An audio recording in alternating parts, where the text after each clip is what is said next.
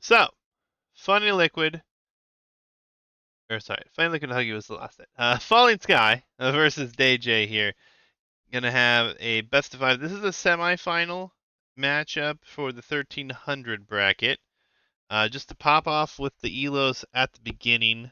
Currently, DayJay is at 1232, peaked at 1250, and Falling Sky is currently at his peak at 1296. Both of these players are German players, and all this information is on AoE2 Insights for those who might be interested in looking that up themselves. Of course, that's assuming that is up to date, but nonetheless, we'll go take a look at the drafts here. As far as the map goes, ignore the show match. I should have renamed these a long time ago.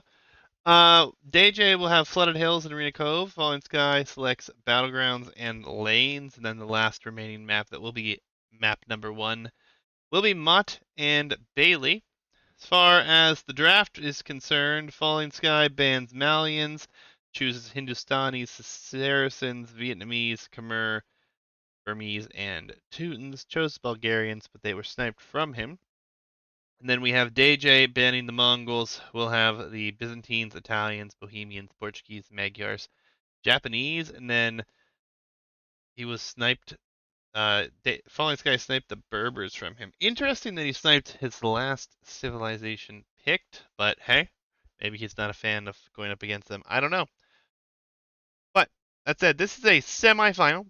This is going to be a best of 5, and it is going to be basically for some money because the winner will move on to the finals, and both the first and the second place players will receive a chunk of the prize pool.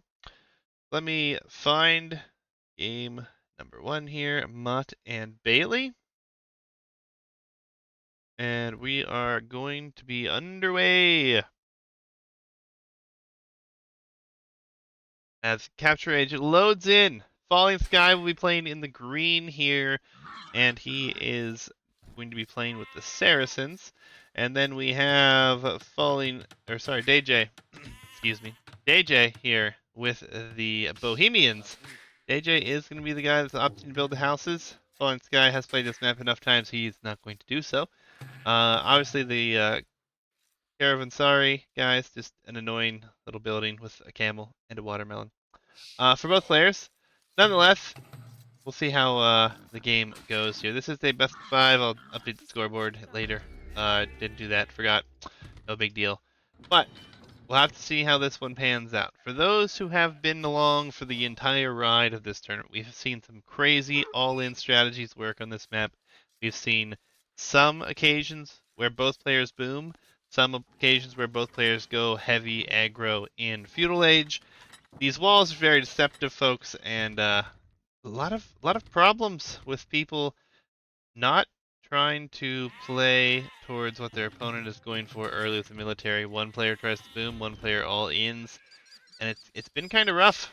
Been kind of rough indeed. Civilizations here, obviously, Bohemians versus Saracens will be kind of interesting. It's gonna be hard to say how everything's gonna go, but we do give players a lot of options on this map, so it was always interesting to see what time players go out for other things. You can see both players have gone for that lumber camp nice and early, so kind of hard to say what that's going to mean. Usually, in what I've seen, is if you're going to wood this early, you're usually going for some military presence in the feudal age. However, never fails that I am always going to have an idea of what happens in this map and then it changes, so we'll have to wait and see. But these guys, semifinals, they've made it a long road to get here. So hopefully they've enjoyed themselves. And yeah, thank you guys for jumping in, participating. I hope you guys enjoyed. I know that there's been a lot of games to this point. I know it's a lot of casting on my end, and I don't really get to play whenever I cast all these sets, but I enjoy it so much I can't complain. Now, the important thing to note here, this is for best of 5 and a spot in the finals.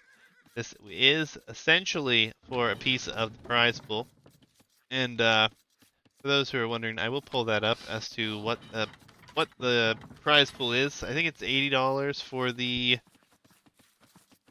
first, or for the total prize pool for the first bracket here, the 1300 bracket.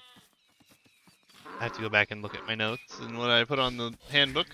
It's changed a few times, so let's see. Yeah, it's $80 total for the lower elo bracket, which is 1300 bracket. 60 to first place, $20 for second place. Obviously not a huge prize pool, but you know, better than some tournaments, right? At least there is a prize pool. The prize pool for those who are winning for the 1700 bracket is $220, however, and that is because I put in a good chunk of the prize pool, and then the Viper turned down his part of our show match, and he would have got $100. He put it towards the prize pool of this one. So obviously there's quite the difference, but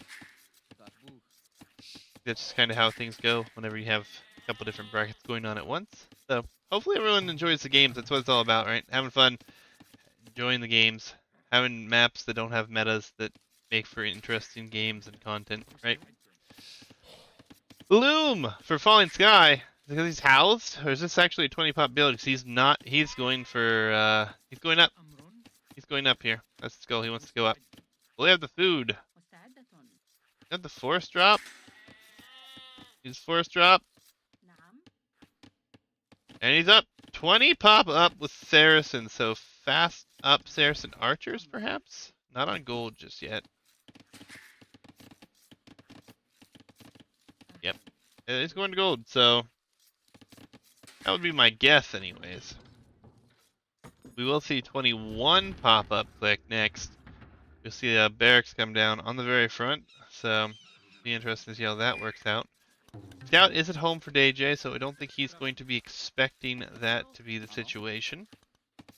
But time will tell. Time will tell. Or maybe he does expect it, to be honest. Maybe he does expect it and expects it to be more of a 23 pop build instead of a 20 pop up. But nonetheless, DayJay is on gold himself, and we'll see what he goes for here. Gonna be heading to Fuel Age. He has yet to get Loom as well. We did see Loom come in here for Falling Sky. That barracks will be up just in the nick of time here. And then I think we're gonna see double archery range. I really think that's what we're gonna see. Or wait a minute. Is he walling behind here? He is walling behind here. Alright, so it will be an archery range.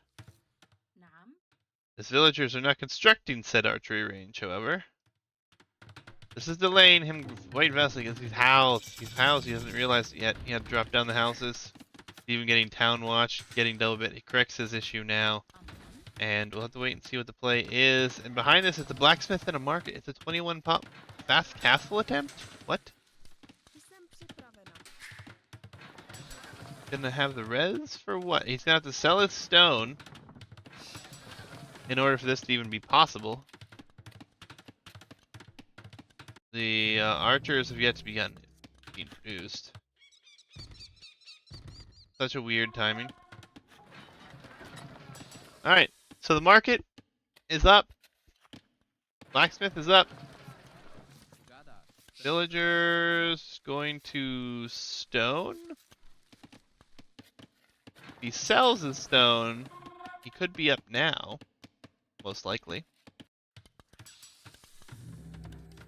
More archers, blacksmith. Do you see this?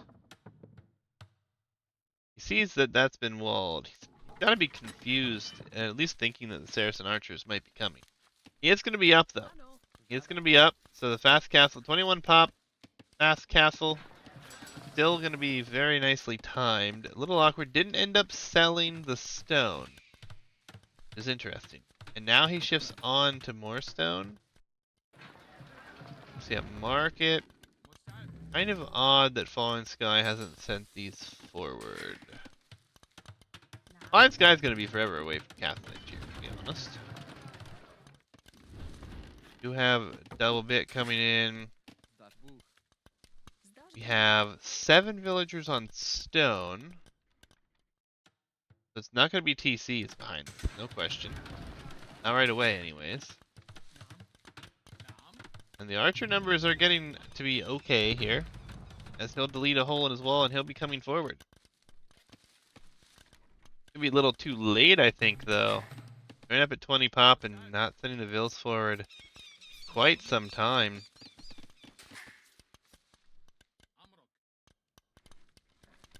He could still melt this and get in, but he doesn't have fletching yet, so it's going to slow it down just a tad. 7 villagers on stone. All things considered, he probably will just be able to drop a castle, even if he has to buy it. Imagine he'll drop it over here somewhere. Could secure his map nicely enough, and I mean over here, not too hard to defend either. He is going to pull his vills from the stone, as these archers will make do and get things dealt with here. DayJay is selling things to buy stone. And he will put a castle here. So, it'll be interesting. In a ranked game, I can't speak German. Castle will be up though. And there are some villagers in danger, but again, no fletching, so these villagers should get away. Falling Sky will buy his way up with the Saracen market, though. And I'm sure he'll be okay with that. One villager looks like it will go down because it is being blocked quite nicely. And there it goes. But the castle is up. Town center kind of secures everything else. And we have the Hussite wagon in production, folks. Is going to be the Hussite wagon, and oh, this is great for the castle to get so much damage in here. And honestly, I think with the one scout and the Hussite wagons, they could easily clean this up now. And it looks like he will be able to do so. Castle Age will be coming in behind this now. A lot more idle TC time here for Falling Sky. Tons of wood. With only 8 on wood. Always hurts. It's always painful. And we are going to see it's a Hussite wagon play. Honestly, against what he's going up against here, it's not the end of the world. These Hussite wagons are not the most preferred unit by most players. I think actually a lot of players prefer not to deal with them, but he will continue with the Hussite wagon production. And, I mean, there's no military to defend that can defend from this. So these are super expensive, but it might actually work here.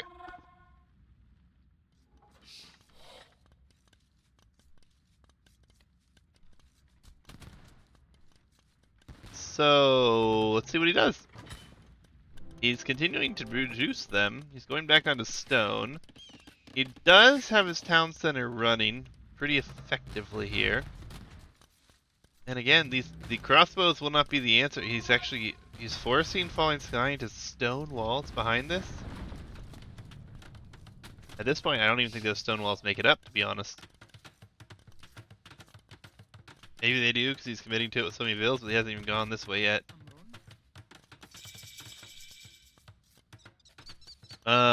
If Falling Sky could just die to this here. Don't really know what more he can do. He's going to buy a castle. Try to force a castle up on his gold. It will be spotted. Honestly, I don't even think you care too much about this castle. You try to get some vills, maybe. But I think this game's already lost here, honestly. That castle might not even make it up. How much damage do these do, though? They're not focusing vills either, so I guess he'll be fine. But these wagons don't care about castles. They have so much HP. They don't care. There's 5 of them here with 1,000 HP. You have a forward vill as well. He's gonna be safe for the time being, but these Hussite wagons literally can just go chop, get through here, and try to kill vills. Like, they do not care at all. Behind this, economically, things are better for DayJay. He has kept everything running more smoothly. Both players have the same eco upgrades at this time. And we will see a forward monastery, so could see a lot of monks added behind this. And that vill looks like it's going to go down. I don't think he's paying attention. The archers stand no chance. Yeah, we're gonna see houses to the town center, but again, these wagons, though they will take a little bit longer to get through here than a lot of units, he's gonna be able to sit on wherever he wants to. And all these villas could be in danger here. Eco's super rough behind this. This is really unfortunate, but there's just not enough early aggro, and now these villas are all going to be idle. DayJay should be very happy with his position here. Shouldn't even be a question at this point. He probably needs to add TCs behind this, however. We are going to see Falling Sky add a town center behind this himself.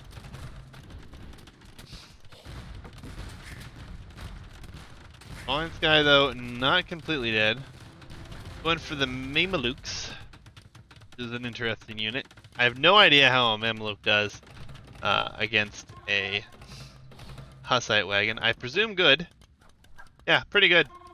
It's only 4 of them. And they're going to take that down pretty handily. So, unique units here. But then we see we have monks and we have fervor, sanctity, which will also affect the villagers for the Bohemians. Such a wonderful tech. I love that that affects the villas, to be honest. So probably just gonna continue down that route and convert Mamelukes. Yeah, 2 conversions could come in. Nothing going to happen there, but obviously somewhat of a concern. And he's just gonna go through the house back here. Villagers will have to leave. Mamelukes will have to come back. Very interesting way for this to work. Now, there's a lot of vills on stone, which I suppose he could be just trying to go for more production. But DayJay looks like he's well in hand of winning this one, as every vill that goes down here will really help out as well, of course. And he's just going to send him back in the wood line. See the Mamelukes back there? Build up the force in the front. Think that he just now completing. And we could see this one go long, it looks like. These Mamelukes aren't going to worry about that, I guess. They're going to come towards the front. Very interesting game here. The Mamelukes are actually going to try to go around and do damage. Okay, they could do a lot of damage here, really. Maybe not so much. Just there, I guess. Maybe get in here. They'll be seen, though, and we're going to see more walls here. A forward castle from DayJay going to be coming in. Conversions, will they happen? Every conversion will definitely hurt Falling Sky, as 3 of them do get converted. And the monks will go down. But yeah, there comes the GG. Falling Sky knows he's in trouble. And what a wonderful play here with the Bohemian Hussite wagon. Not something you see often, nor expect. So, altogether, I like it. I like the adaptation from what I assume was not his original strategy. But hey, GG's nonetheless, folks. Go to the draft here. We saw a Saracen defeat to a Bohemian victory. We will go to one of Falling Sky's home maps, so Lanes or Battlegrounds will be coming up here. Let me jump back to the game here. We'll load in, and we'll see what the next one is.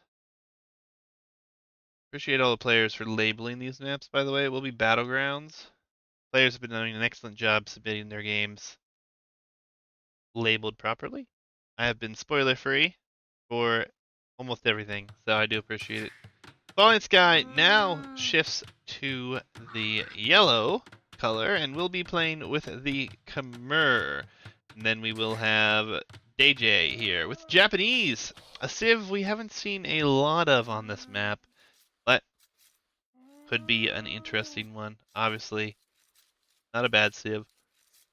And, you know, see a lot of cav civs on this map, so to have a very great infantry civ can be quite helpful. Obviously, Battlegrounds, guys, this is what the tournament was all named after. This is the first map. It's made a lot of changes since then, but we don't force players to play it for game 1 anymore. With the new draft system, I think it's been far more competitive games, a lot more interesting. Falling Sky here. Let's just take a quick look at his scouting. And all this vision here with all the llamas scouting everywhere. This is a beautiful job of scouting here. Let's shift over to his opponent. DayJay not sending those out quite so freely, and all things considered, a lot less scouting because of it. But we will see lumber camp. We will see llamas being picked up across the middle here before long.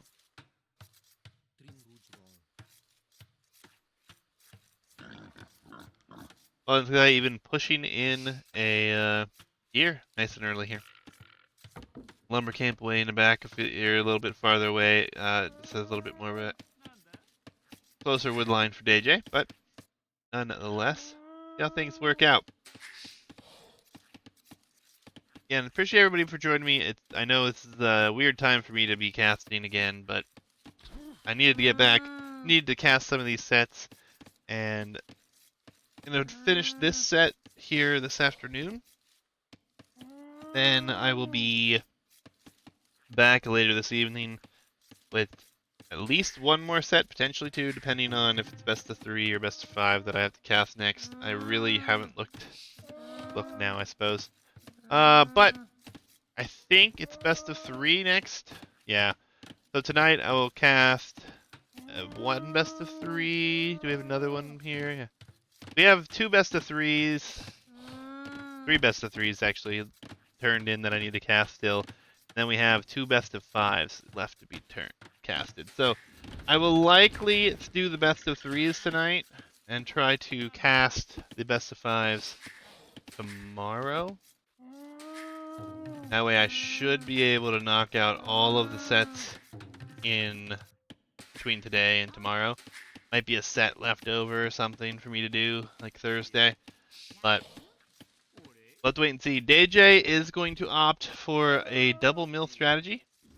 And that is one beautiful thing here with Japanese. You can mill at home, and you can mill outside of your home. Much cheaper. And all really for the cost of 1 mill. You don't even have a mill yet here for Falling Sky. He has pushed in a lot of deer here. He might go back and push in some more. I wouldn't put it past him to just stay at home. He also has 7 llamas at home still. So, on the other side though, we still have 7 as well. Still a couple more out here, it looks like. But only those 2. The rest have been taken.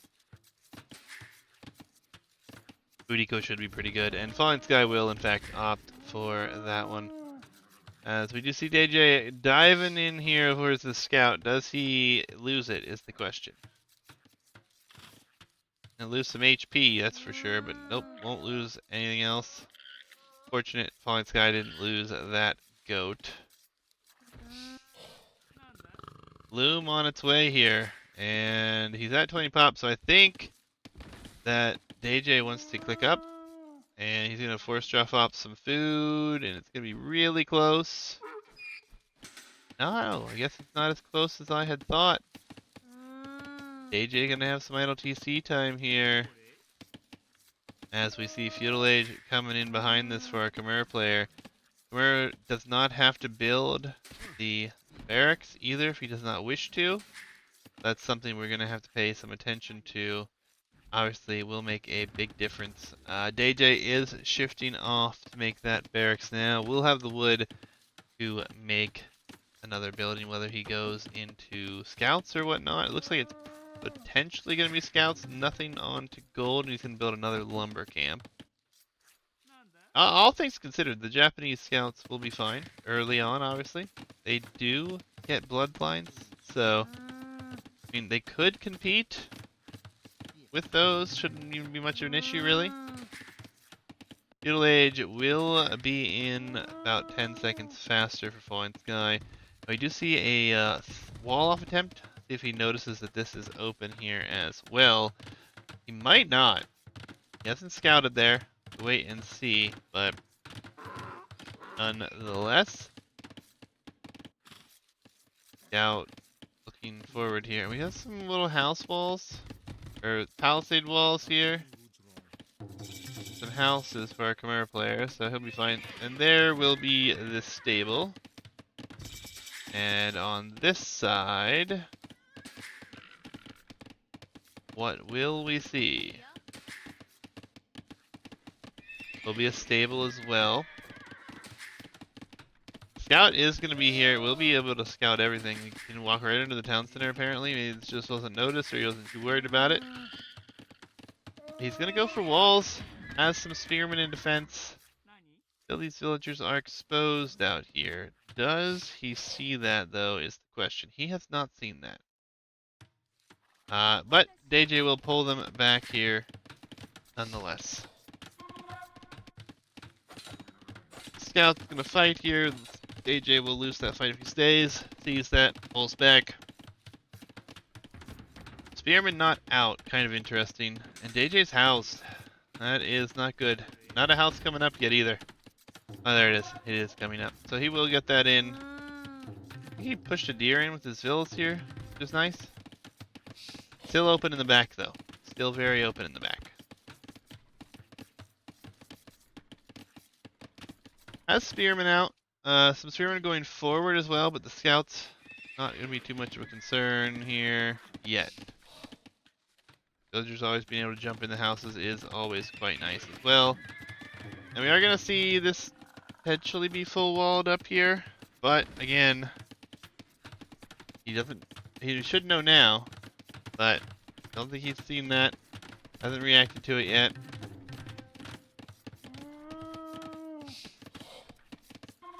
Scouts will go back the other direction. There are some spears over here. He will see the stable, obviously. No, that could be a potential issue. Scouts will just return home. So, DayJay getting pretty lucky here, not having this walled and not being punished for it. And the spearmen go back across the map. Now Falling Sky is going forward. Only 2 spears. They are Japanese spears, though. Should take care of those scouts, no problem. We do have 10 upgraded horse-colored farms to 7 horse-colored farms. And the scouts are coming. Spearmen are there, though. Looks like it's being paid attention to. A lot of military forward, and this is open. The gold is potentially going to be an issue here. We have the barracks built behind this as well. Yeah, the scouts are going to get in here, and spearmen with them, of course, will be annoying. The quick walls somehow make it up. There's a lot of low HP scouts here. The scouts from Falling Sky are going to be coming back to help deal with this, looks like. Spearman is out here. Going to try to get some hits on the scouts. Will get a kill. A little awkward he pulled that away, to be honest. But shouldn't be that big of a deal. This villain can just jump in a house if he needs to. Economically, things are very even here. Spears coming out though, and DayJay will lose another scout here for free.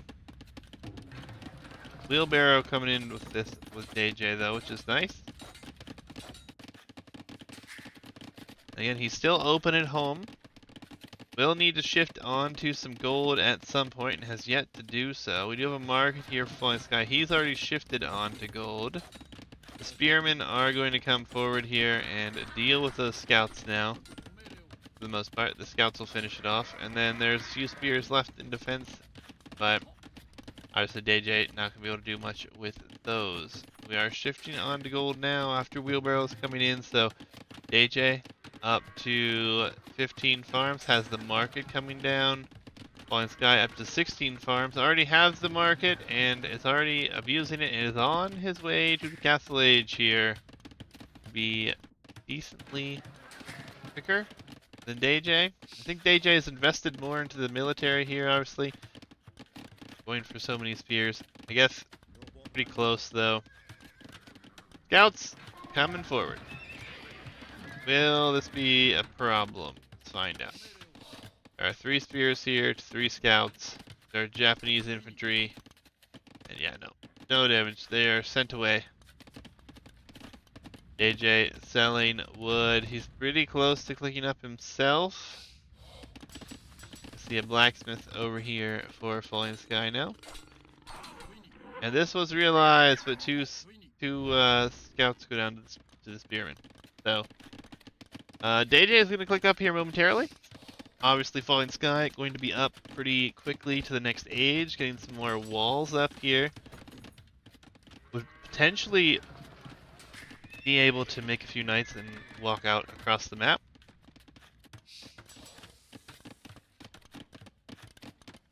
What does DayJay go for? Falling Sky going for upgrades on his cavalry. We have Horse Collar, or not Horse Collar, Forging and Bloodlines coming in, another stable coming down as well.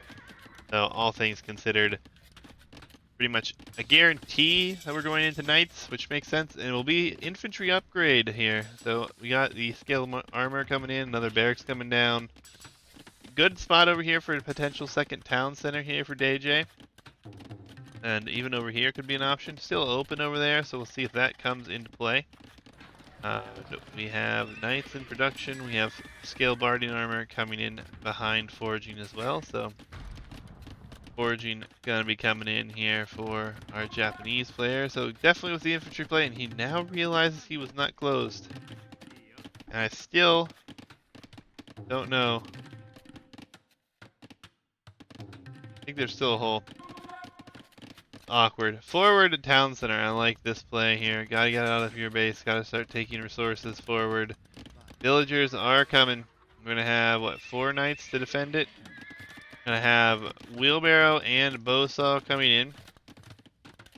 DayJay does have a 1-vil lead at the moment and already has wheelbarrow in. So him getting to the castle age, having those upgrades, obviously very nice. Will we see a town center here is my question. Monastery, another house, a lot of spearmen that will soon be pikemen. Villagers finally making their way across here. Scout is going to find all these spearmen. We'll see it and turn around. Nice to get town watch here. Let's look how much better his vision is about to become.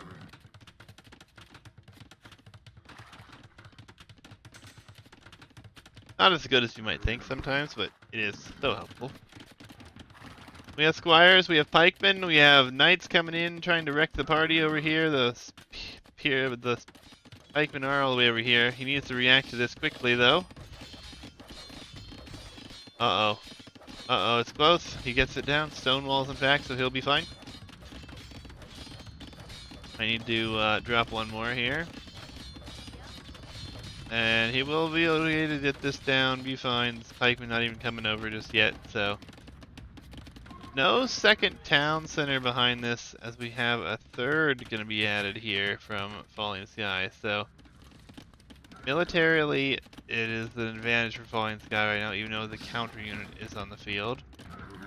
Falling Sky abusing the market as well. Guess just to continue production. Nope. Interesting. Let's wait and see. Will be 3 TCs though, as the pikemen will come forward and we'll find that town center. Taking a lot of damage here as well. No kills on that just yet, but those are going to have to turn back as the knights will head forward. You'll see a siege workshop coming. There's a hole here though. Could be another hole here. I think there is. The monk is on the field. We'll go for conversion. Should get it at this rate. Does. And military numbers are in favor of DayJay, and with some more pikemen on the field, that could become somewhat of an issue. But the economy for Falling Sky is really going to start to run away as well. Gonna wall up a bit on the sides. Has a few villas in the middle here, obviously, like we said. It'll be a little awkward. That monk does go down to the scout, though.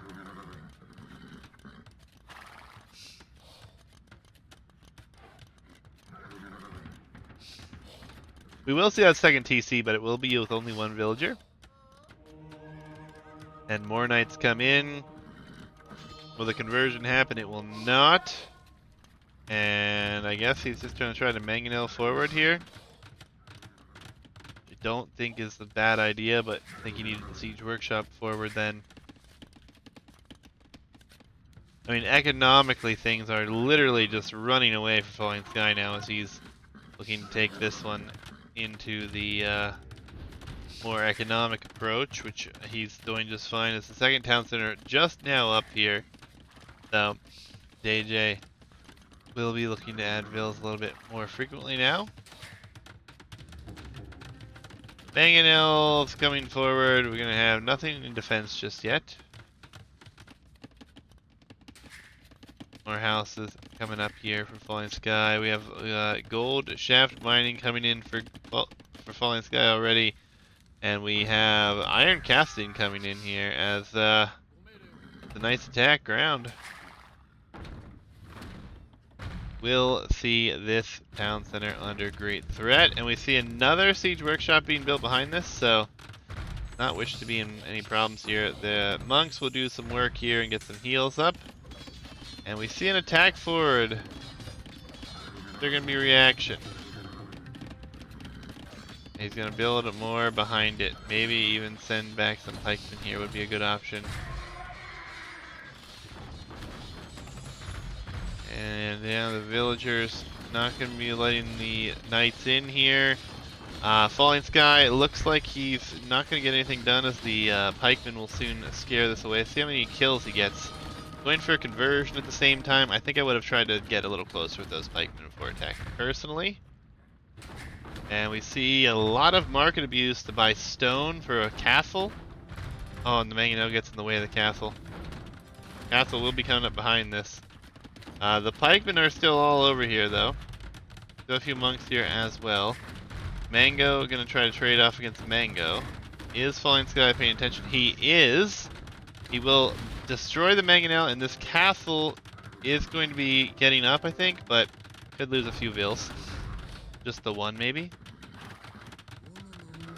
It's a bit rough, but he will pull back. He will save those, no problem. Again, though, DayJay's looking to go to the next age. That will be rough. He has the buildings. He gives some more vills, though. He has 44 military on the field, and 38 of that is pikemen. So, all things considered, it's a bit rough. Ballista elephants being added in now. Solid eco for both players, though, as we'll see the university coming in here, as DayJay does not have enough stone to drop a castle just yet. He is walled, it looks like, over here. There's a few holes in the front, but all things considered, that Imperial Age is on its way, and I wouldn't be opposed to seeing a little bit of stone bought for villagers to come forward so he has a place to treb these down. And this could be a big fight, but Falling Sky realizes it and will turn the other way. The villagers, though, ooh, what are they doing out here? A bit awkward. The military is being chased away right now, so he could send those forward. He's got a lot on stone, so likely he's just looking for a castle of his own. Will be another town center, actually. So, not worried about a castle. I don't know why going imp here then was the move. I really think we should use the forward castle, but won't be seeing it. Another siege workshop. Ballista elephant number is growing. Pikeman number is not.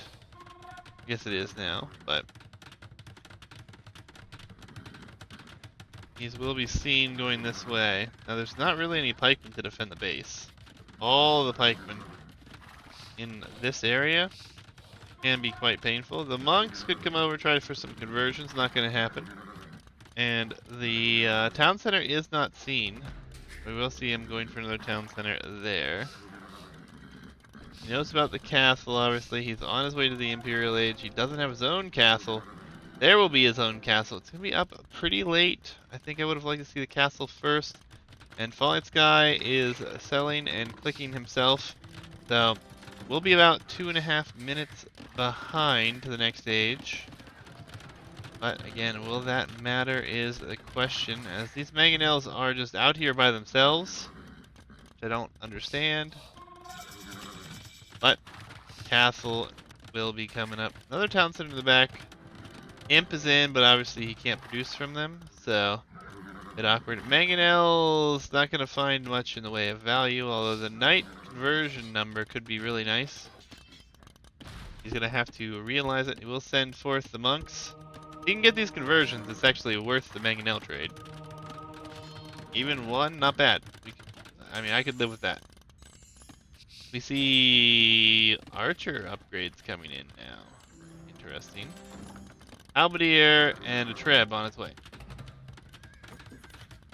I do really like how Falling Sky is moving out across the map here. I like how he's adding all these crazy Chimera farms. It looks like a freaking cheat code as they just continue to tick, tick, tick, tick.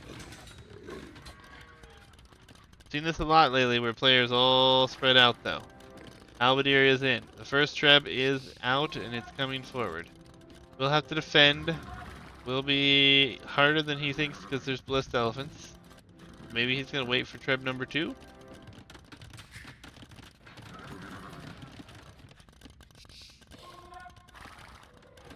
Got a lot of vills moving out around the map. Good outpost use here from Falling Sky. He sees pretty much everything he could want to see here. Even sees that the Halberdier are in and that upgrade is going to be not the greatest with the military that's on the field. Ballista Elephants galore. And the monks are here, but forgotten about apparently. Oh, these could be deadly shots here. I mean, he sees full spearmen, so it's not terrible. Conversion did come in though.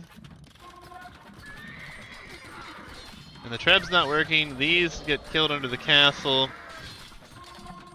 Imperial Age is in here for both of them. The ballistas, not all shooting. The Trebs are moving forward. We need better production behind this. A lot of vills have gone down here. I guess they were chasing the Mangonel, and I mean, all things considered, even fighting this under the castle, if production was behind it, would be fine. But this is quite a costly fight here. I think DayJay made the right decision staying here and taking this fight. So much value, all those ballistas dying. Problem is the production behind this wasn't there. That is the big problem. Although, it could be good enough. He just needs to save these Trebs. Nope, not going to be good enough. The production behind this hurt him. But, again, he did take a good enough trade. He did save one Treb, and this castle will go down because of that. And the full Halb spam should continue here. I think it makes a lot of sense. Falling Sky just abused the crap out of the market to build another castle. I guess he wants some more of the ballistas. But I think the DayJay might have won the fight there and could take the game because of it. We have Cavalier coming in, but we're shifting into archery ranges. It's never good for that upgrade to come in and then you have to switch into what I assume will be skirmishers. Maybe Arbalest in the short term, but he's not teched into either, so let's see what the tech looks like. And DayJay is not teched into anything range, so he just needs to continue forward with Pike Siege push, really. All he needs to do. That Mangonel, not going to get any more value. It does have 7 kills on it, though. 2 are friendly fire. But, nonetheless, it got some value. What are we doing, Falling Sky? What are we going for? Conscription is great. Is Cavalier? Cavalier will just die. Where's that Treb at? We need the siege to be forward here is what we need. Crossbow. So he's teched into crossbow already, so he will go into crossbow. And I mean, DayJay can afford to tech into anything here he wants to at this point. And I think that he will probably just tech into skirmisher.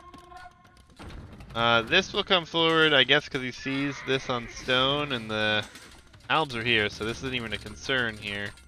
These Trebs really need to go forward, though. Really need Trebs to go forward here. More barracks. So just full on barracks now. Only 5, really. Again, the production for DayJay behind this has hurt him a few times, and again, more stables. Crossbow numbers are growing. They are just crossbows, though. And the infantry is fully upgraded. The trebs are moving forward. A lot of vills just went down here. Does he see the castle is the question. He does not. He doesn't know what he's looking at here. He sees that his trebs are about to be in trouble though, I bet. But honestly, he's got everything he needs to deal with that. And even these crossbow numbers not going to be enough, as we see Kataharuto coming in. Not a tech we've seen very often on this map, that's for sure. And that will make these trebs lightning fast at packing up and moving onward. And this is a very important gold here. The trebs just going to take everything out here, though, it looks like. We're going to see another castle. I like this castle here from DayJay. We will see the arbalest added. We are going to have to see a tech switch from DayJay here at some point, though. Question is when we will see it. Might even get some conversions here. Guess not. A castle has been spotted, though, and the halb number will push this away, even with the arb coming in. This is going to need to be repaired, but I don't think that this in any way stays up. Maybe in the short term, but there's no siege, no way to push this for Falling Sky as he's continually throwing units in here. Castle survives for the time being, but again, he'll just send the halbs in and try to keep the trebs alive. Trebs not doing the greatest damage from downhill, but even with that being stated, I mean, he is going to take this castle out. And there she goes. And the arbs are getting killed by halberdier. Few halbs here, going to have some more buildings coming up. Yosama Towers could be awesome here. These trebs are kind of exposed and could likely go down because of this. There's not enough halbs here to defend them. But they've done great work. We'll take out a stable. A lot of units going to die here, obviously. But military count and villager count all looking good for DayJay right now. There's just no military left in the field, and what's left in the field is completely countered right now. We see a lot of things happening, of course, here. Another treb will go down, it looks like, but got two more behind this. And the eco behind this, there's a few light cav that are getting in, but that halberdier will deal with that. These units here have amassed 13 villager kills and counting here. There's just too many of them on the map for Falling Sky to deal with. And more production buildings going down here. Falling Sky will be able to afford Bracer now, but he's dipped in the villager count. His production buildings are being trebbed back left and right. And again, these halberdier, a lot of villager kills not being reacted to. Could be more and more as the game goes on. The trebs are kind of exposed, but the halbs are close by, so they should be able to save at least one, if not both of these trebs. And just full-on halb spam here with the Japanese. Working out just fine. Oh, these villagers. This is devastating losses here as the halberdier continue to slaughter more and more villagers. I mean, more and more villagers, and it's just left and been unnoticed. He's microing his arbalest right now is why. This number continues to climb. And now we're going to see some ranges added. I guess just going to add his own arbalest behind this just because he will be able to. Again, not an issue. Kill more and more vills here. And Falling Sky looks like he's going to go down here in game number 2. I don't really think there's much that can be done. I mean, he's got very little on gold. Where's this vill slotted on gold? Right here? Yeah. This gold's about to be in trouble. That tower is getting taken down too. And there's no more gold up here, I don't believe.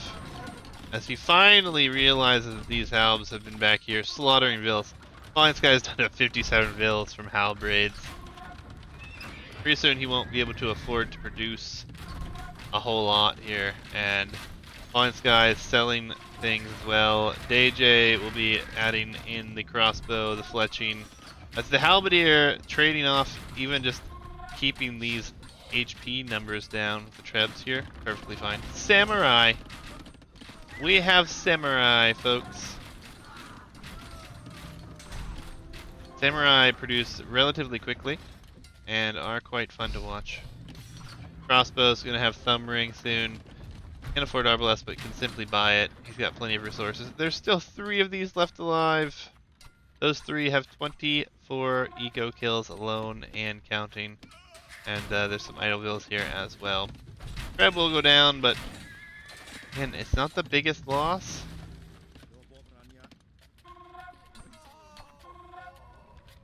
And Falling Sky holding out here. I don't know what he's holding on to, what he thinks his win condition is. He has no gold.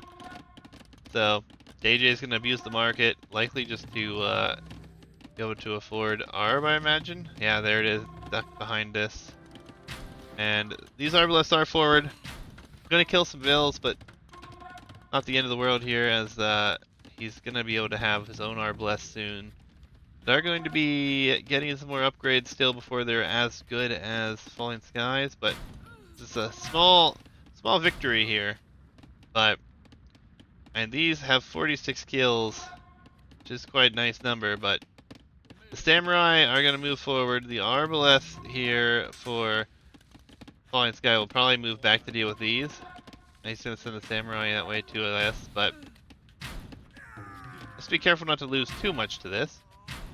Obviously, don't want that to happen, but garrison the town center, the Arbalest going forward, the skirmishers are trying to flank, or the Samurai are going to try to flank, and will be successful at doing so. And the GG will come in. Yeah, he's not even going to stick around to just see how that one looks. DayJay takes game number 2 here in what was a very interesting battle. Very odd situation here, obviously, seeing a situation we have going for Halb Siege with Japanese. Worked out quite well, though. An interesting strategy, not one we've seen often. So let's see how that continues forward. We see a Khmer defeat and a Japanese victory. So we will go to the last home map for Falling Sky, which will be Lanes, next for game 3. Let me load in.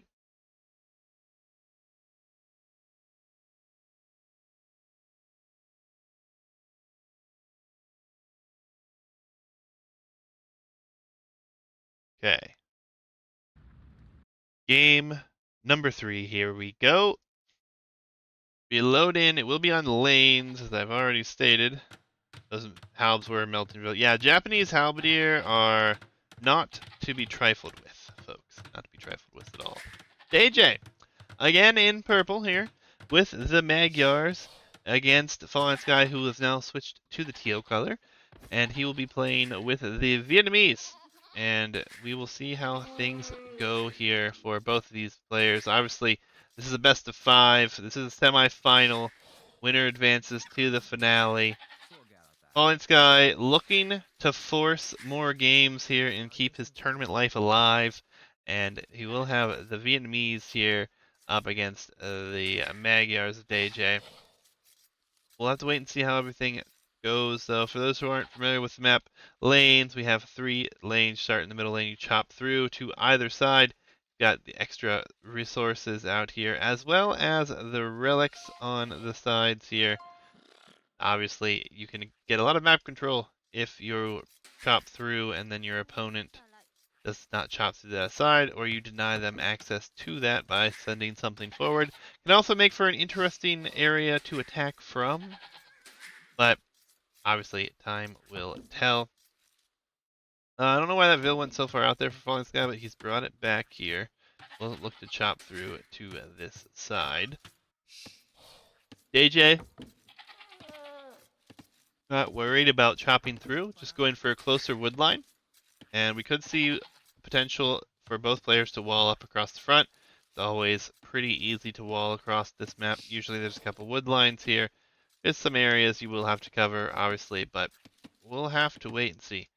We will see an interesting matchup. Magyars versus Vietnamese. Now, I've casted a lot of games for this, and don't remember seeing Vietnamese picked very often. Same with the Magyars. Not if we see picked super frequently on this map. Mostly because it's not like a super open map, right? Which, again, people have been going against meta for a very long time. Again, what the meta is for the standard Arabia on these maps, right? So, will be interesting. Looks like there was a pause. No big deal. And we'll see what happens here. Both players wanting to advance to the semifinals. DayJay 1 game away, coming in here as, I believe, the underdog yet again. I think he's like the lowest seed left in the 1300 bracket, actually. One of these two are, and I think it's him. But he's up 2-0 right now, and he'll have 2 remaining home maps if he loses this one here, obviously, to pick from. So, we'll have to wait and see. Obviously, there's a lot of potential games still left here, as this is the best of 5. Game 3. We're just getting underway here in this one, so never know. For those who haven't been here, I will be casting more games later today. This will be the final set today. This evening, I will likely cast best of 3s. I think I have 3 of those to cast. Not saying I'm going to get through all of those, but we'll be trying to get through some of them. And then I have another best of 5 that I'll cast tomorrow at some point. I'll message a few people about that one. I have at least 1 or 2 people that have reached out about potentially co-casting, depending, of course, on the time stuff. To be honest, I didn't even try for one today because it was such a last-minute decision for me to do this. Because I'm, again, just getting back from the trip and all that, getting a little bit of free time. So, see how things work. Loom is coming in for DayJay. He's going to Garrison. He'll have the food. Yes, and then Loom on the way here for Falling Sky. And he has yet to take an elephant, actually. He just scouted it, it looks like. So, a bit interesting there. But, I guess he didn't realize it could be that far forward, perhaps? He does have the food as well. We'll need to click up. Has an elephant coming in, though. Will he remember to click up? Like he is not remembering yet. But should do so, and it does. And then we see lumber camp, a barracks, potentially just gonna wall here and here. That's just quite doable and quite easy to do. As we will see a house there, so we will definitely wall that. Will he wall here is the question. I think there's still a hole there, so it's still gonna be able to get through here. This scout could actually deny this barracks for the limited time. No, he's not gonna stick to it. Another bill comes over. Shouldn't be much of a concern here. So he will be walling up a little bit as far as DayJay is concerned. No militia, the barracks just completing, so he's going to try to go into scouts, but he's not going to have the wood now. So a bit awkward. Not going to have the wood, we'll have it shortly. That faster uptime not really doing him any good. And then on the other side here, Falling Sky will be walling up this side as well. He's up a little later though, so he'll have more wood. And again, why do players do this on this map? I will never understand. I guess it's just because it's closer, but if he walls the same amount this way, he's almost walled the edge too. So I don't know. It is what it is. Obviously, we'll have to wait and see how everything plays out. Stable being rushed by 4 vills here now. See a very, very reserved archery range.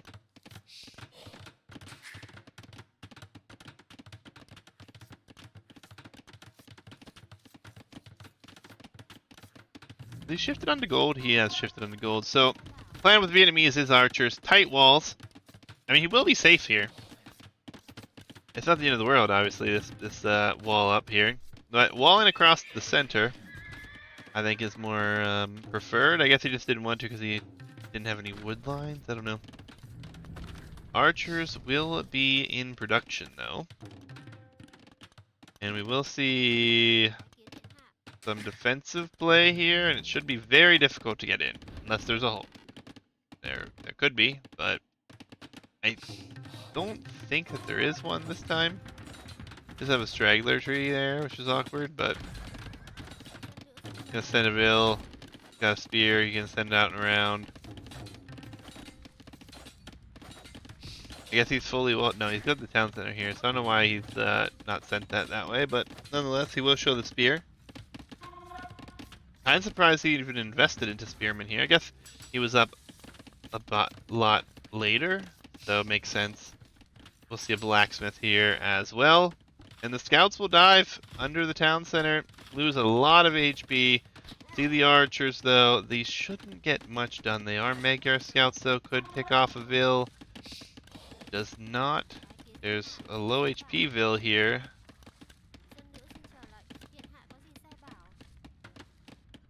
Not going to happen. So the scouts not going to find the damage that they were looking for. Honestly, he could just garrison this again, and these should both die, and they will. Well, somehow that missed. I don't know what happened there, but villagers are going to be back to work quite nicely. Archer numbers will be growing just fine here as we have a moonwalking scout. Scout is forward for falling sky, so he does see the full walls. I think he is fully walled now. I don't know what this was about.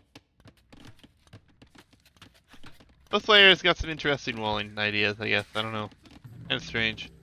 We did have the blacksmith come up, but Falling Sky has yet to get fletching. It really does need to grab fletching. It has yet to do so. Scout here is going to bring the scout for purple in, and that will be one other dead scout here. Very limited investment behind this thus far, as we see he's going to shift on to stone for a couple of hills. Archers, spearmen, and the scout will go forward. Again, no fletching, no horse collar, and we have a lot of farms down. We do have a lot of farms for DayJay. He does have horse collar. Not that all of them had horse collar when he brought those all in, but gonna get some extra walls behind over here.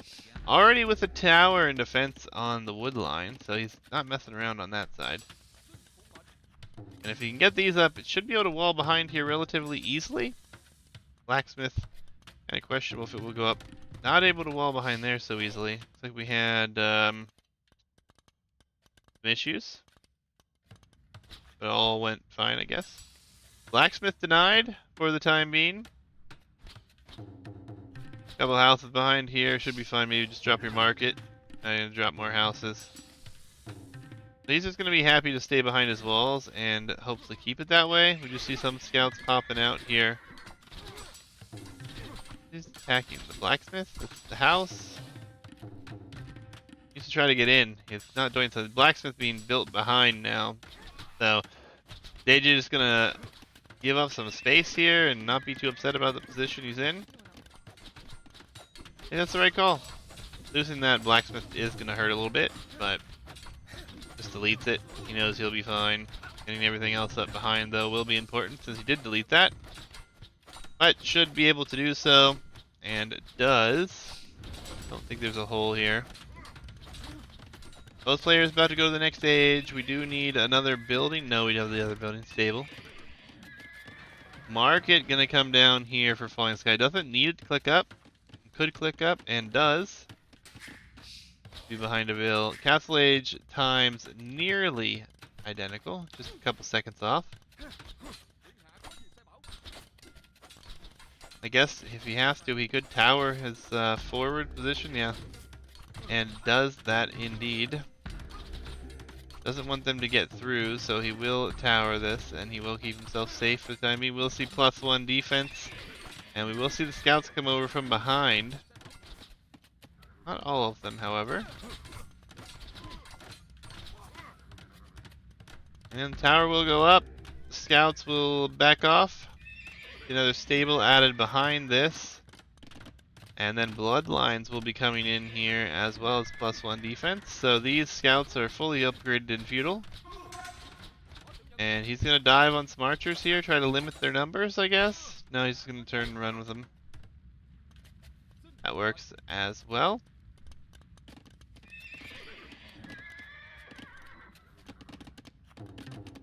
Castle Age about to be here, though.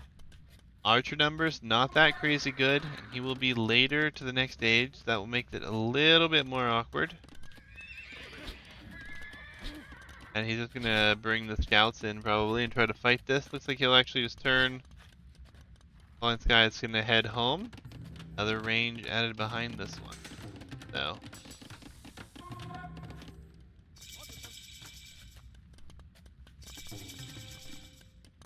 Wheelbarrow. Upon hitting the next stage, could drop town centers. Electing just going to knights right now as the scouts take the fight. Oh, the spear is walking back farther. So Falling Sky in a bit of a rougher spot here yet again as he loses some archer numbers. Trades those off, and again, micro for DayJay working out well here. Will be second and a third town center behind this now for Falling Sky. So he's going to try to boom up. The knights, the scouts will clean up the military here. So DayJay has the military positioning. We'll have the eco rolling pretty smoothly. Falling Sky has had wheelbarrow though, and we'll be up to 3 town centers. We'll have a forward siege workshop for DayJay. So DayJay is looking to put the pressure on. As we see cav archers. He's shifting into cav archers. He has to be, right? He's clicked it again. Interesting. That was seen, I think, too.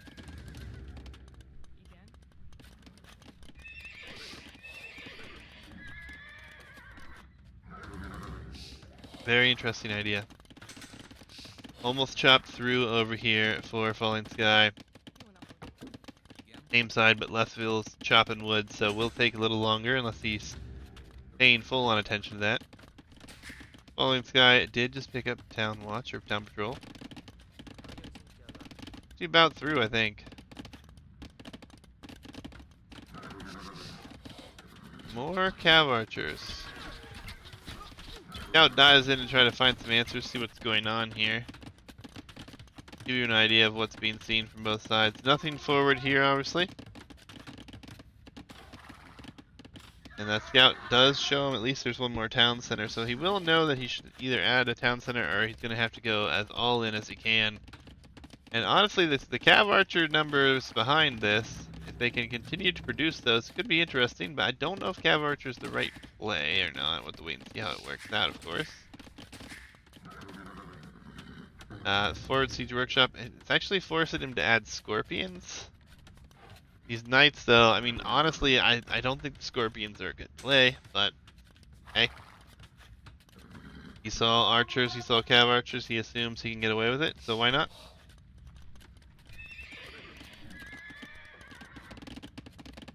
We have 2 on stone for Falling Sky, so he's getting some stone collection in. Nothing too crazy, though. The cav archers are going to come back.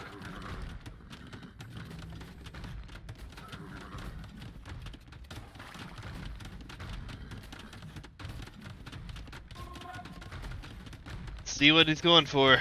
Monastery behind. Cav archer number up to 8. He has ranges, not producing yet again. He is about to be chopped through here. He could potentially come down here and deny this, and that could be interesting. Horse collar just now coming in for Falling Sky. That one took a little bit. Bodkin arrow is in. 4 scorpions on the map, though.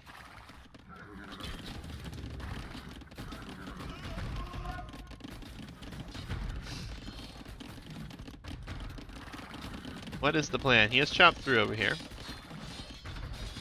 The mangonels are about to come out, though.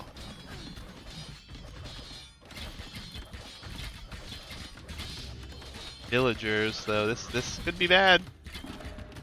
Gonna pull back. Okay, mangonel could pop. Not popping on the right side, though.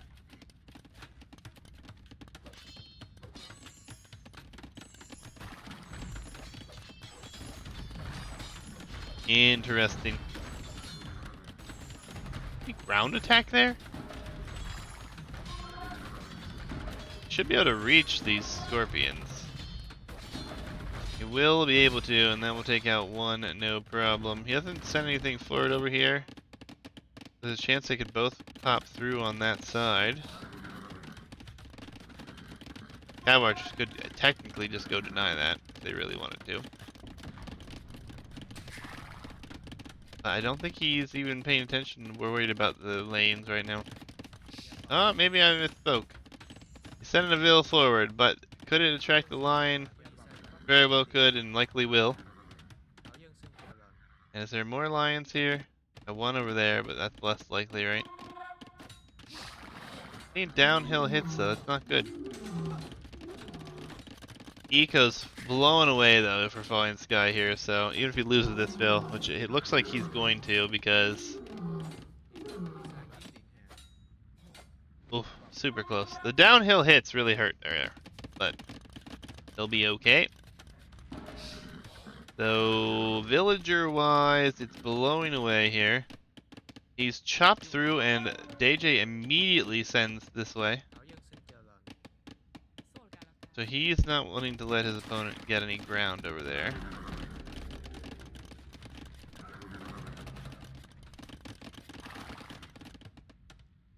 He's on the move. He's stonewalled behind. Is this going to be a castle attempt over here? Oh, that could be brutal. Outpost, though. Mangonel for Mangonel trade. Let's see if this is noticed.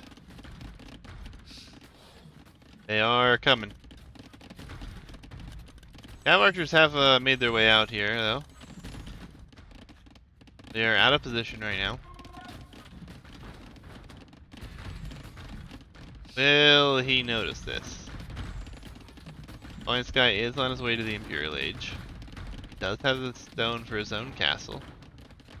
DayJay's got Vils out here. Castle will come up in the front, and there will be a castle over here. Don't think he's realized that it is over there, though. So awkward. Like the little wall up behind, it's not done, but that is a nice touch. And the castle will go up. Archery range will go down, but not the end of the world. Oh, the knights can't do a whole lot at the moment. Can't send that too long, or they don't want to nonetheless. Castle walled in and forward. Will be kind of annoying to deal with. Fallen Sky has the much better economy though, and is almost in the Imperial Age. Oh, and it gets seen. Castle will go up though. And now he realizes that is there. He might elect to just wall this up himself. Or maybe he just knows where his trebs will go, right?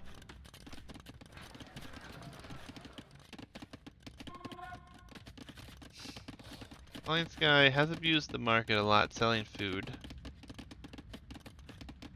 And we are going to see the stone walls over there. So he will turn and keep the Cav archer safe. He will hope that there won't be any Magyar Hussar coming in before he gets these walls up. A lot of villagers committed to those walls. Town center number 4. And then some wall ups over that way will be coming. Two vills are not in the greatest of positions, but Imp will be here. Imp on the way here for DayJay behind this. So it's a very interesting 1 TC push. He never did quite get in here. Thumb rings. The Cav archers are going to continue to be the play. Vietnamese Cav archers do have more HP and all that, so it is interesting. And looks like these villas are going to move out here, start to chop some lumber down here in the corner, I guess. 32 knights, 2 mangonels, and more to come. Imperial Age has come in though. No Treb either though. It's a bit odd.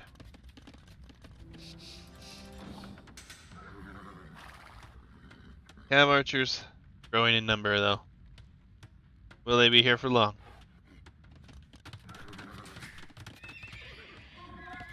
All things considered, if we see pikemen again, it could be a really good situation as well for DayJay at the moment. Not gonna be what we see though. What if there's a hole? I don't know why these villas keep dying here. Has to be a hole, right? Cav archers gonna come try to pick a fight and then turn and run. And that's not exactly what you want to do. We do see the upgrade for range or for pikemen potentially. There'll be a second TC added behind this now as DayJay reaches the next stage. We'll be adding the Cavalier upgrade. Pikemen, we're getting +1 for those pikemen now. Flying Sky has a huge eco lead. Still no Treb over here though. Siege Workshop here. I'm not really sure what it's going to go for. These Cav archers are getting caught out right now though. They're getting caught out in such a bad way. There is a hole there, but they really can't go too far. Halberdiers being teched into. These Cav archers are just going to be lost here. This is brutally rough to exchange. He's grabbing Bracer right now, but he doesn't really have anything use for Bracer now. Gonna save a few Cav archers. These archers. When do you see archers with chemistry? And ballistics, guys. Just archers. +2 on its way in. Halberdier are already in production here as well. He's just gonna run back to the castle.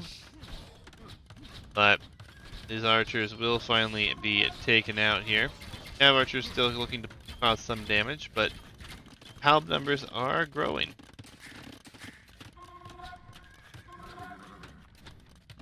On this side, we have a Mangonel forward and a Treb. So he's thinking about trying to deal with this position.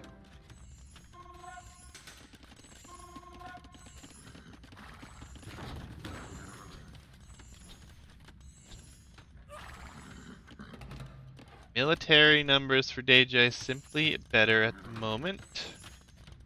Lack of production right now for Vinian army, so Magyar Hussars will be free as far as gold is concerned. Discuss food. Ego behind this is solid for Falling Sky. He really needs to keep producing the military. It's what he's working on doing right now. He also just got handcart, which is extremely good. He's got enough barracks here now, I think, for the moment. He could add more, but he needs to keep this production going. Iron casting in, so the Albs are not fully upgraded. The Cavalier number is getting up there, though. 51. We have 6 Hussars in production. Another town center on the outside here. And I think these can just run in, to be honest. Arson on its way. 29 Halbs, though. Not fully upgraded, and continuing to grow in number. We'll do great work here against all of these Cav. And here we'll see the exchange, and not all the Cavalier are coming in. There are some Cav archers still able to fight there as well, so this will be pushed back for the time being. The Hussar are gonna run around because they can't find a way to do damage right now. And the Mangonels are likely going to be taken out here, as they're actually getting some decent value. Nothing crazy yet, but hey, everything helps. And yeah, more Halbs. Gonna have to deal with this. The army here for DayJay, kind of out of place though. By kind of, I mean quite badly out of shape here. This could be very problematic here.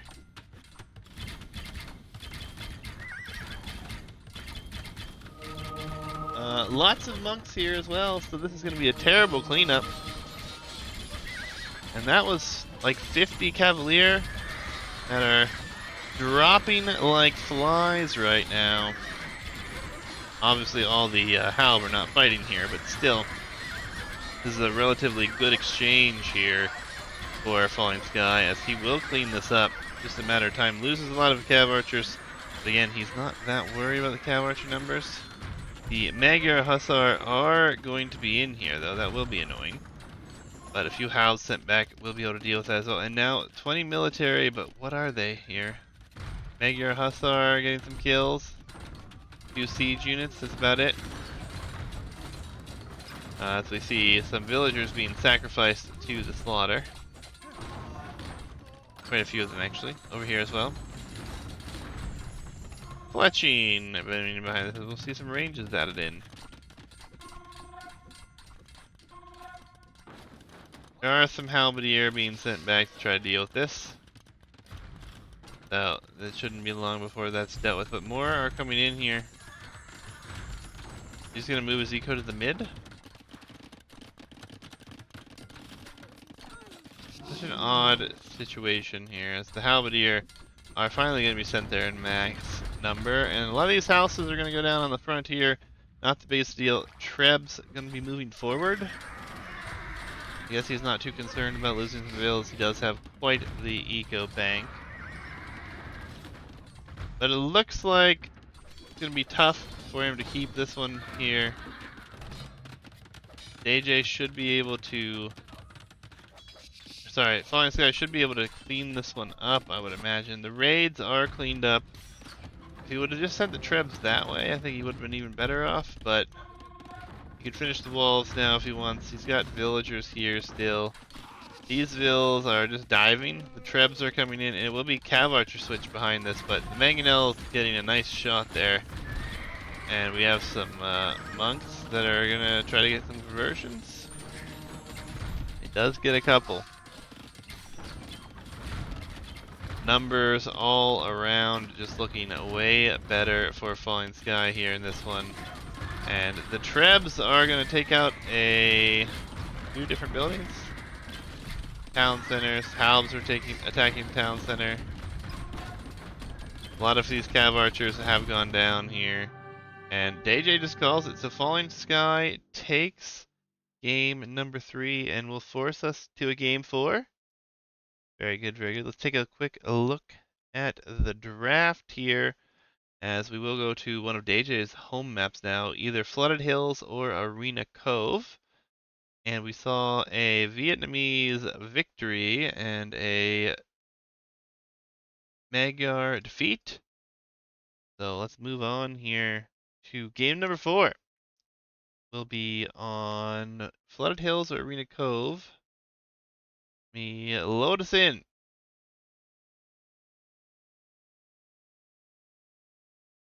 Arena Cove. Game number 4 here in this best of 5 semi-final between Falling Sky and DayJay. And Falling Sky will be here in the yellow again with the Teutons. Interesting choice. And we will have Byzantines here for DayJay. And this will be on Arena Cove. Seen many games on this one. Obviously, we all love this map. And apparently a lot of the players have prepared this map as well, as it seems. For both brackets, we've seen this map probably more than any map, which is kind of surprising, but makes me very happy. Obviously, Arena Cove, if you were here earlier, we talked about it a little bit. The water in the middle is super, super important, as there's 11,000 food, not counting the shorefish, which is another, roughly 5, 6,000, 17,000 food in the middle. Obviously can make a big difference. Teutons, an interesting civilization choice here. But going up against Byzantines will be interesting. On water, obviously, Byzantines probably favored. Overall, though, we could see some different strategy from Falling Sky. We've seen it done before on a few different occasions where we see some really crazy things happen. And yes, this is Arena, and yes, we have seen forward castles into Monk siege pushes work. Again, it's the beauty of the maps. They are wonderfully designed enough that it makes it very interesting, and a lot of different people with player styles, personal player styles, can come into play. Obviously, water is still important here, but see what happens. Fallen Sky will be pushing in a deer. Looks like we just have DayJay scouting with his for the time being. And players will be sending a lot of vills towards wood. Obviously, the more of these deer they can push, the less time they'll have to send villagers walking out there later. And that boar is pretty far from Falling Sky, so it's probably about the farthest we can get it. Maybe, this is pretty far as well. But nonetheless, let's see what happens. Game 4. Falling Sky needs a win here to keep his tournament hopes alive.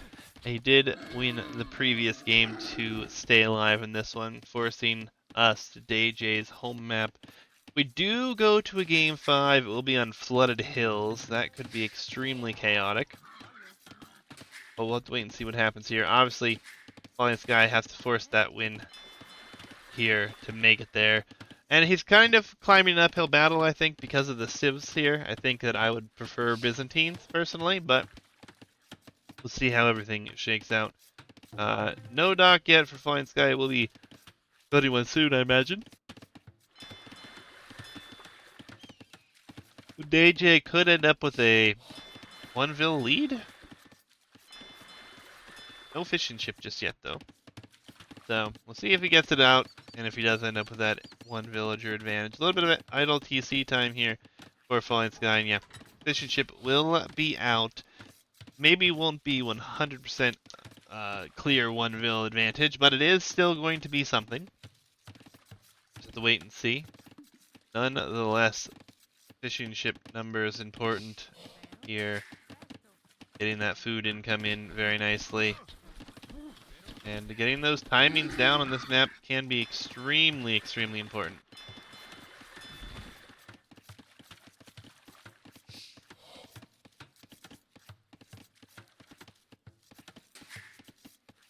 Still, I'm not convinced with the Teuton's pick. But, I mean, they're a really good civ, and the cheaper farms could really pay off. Could get them up to the next stage. That little bit less spending, right?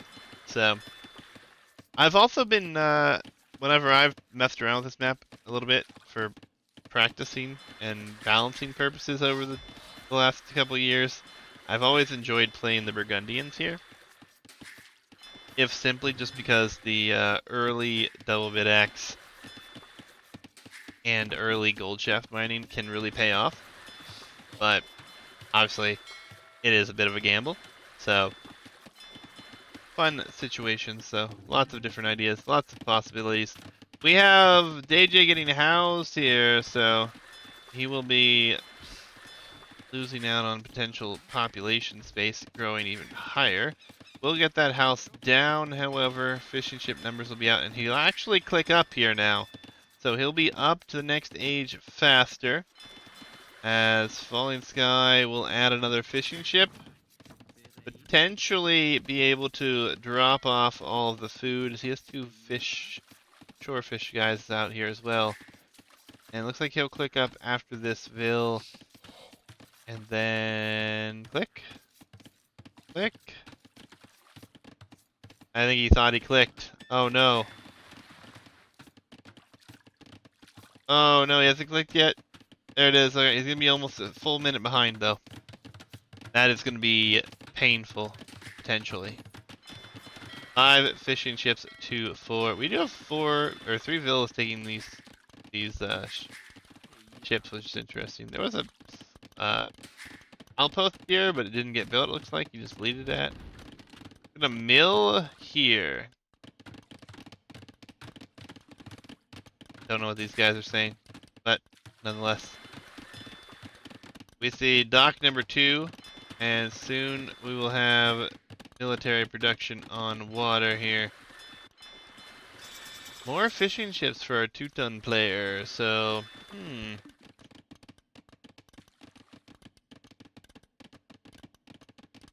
Yeah, I think that it could very well come down to a faster uptime, and I think that could do well, to be honest. But it's hard to say.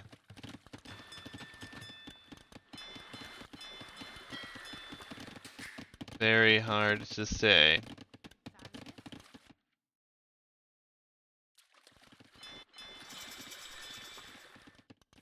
Alright, so feudal age is now, and I mean, there's not a ship out. I mean, there's one, and another coming. But he could defend this. It will be a blacksmith market play, though. He is going for the fast castle play, I guess. And honestly, if he sells his stone and can get up, if he has the food, it could be worth it here. This is a very interesting play. Might not even have to sell the food or the stone. Looks like he sold 100 of it. And he'll be up. Just needs to sell a little bit more or something. I think he bought a little too much food. He's up. And he hasn't lost his fish yet. They've Obviously, they're at risk of going down here, but they did bring in good value. The villagers here will need to run as they don't have loom. And he's not pulling them back just yet. I guess they're being saved by the dock right now. And every time these fishing ships come in, they're just a little bit more food that he's going to be able to have, which is nice.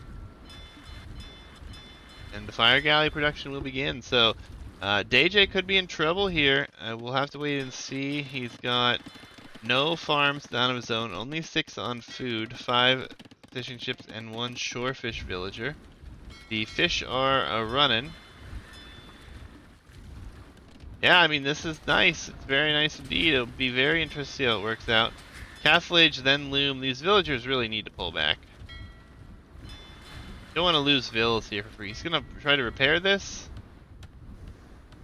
He can't afford it. Not going to happen. He needs to pull these villas back again.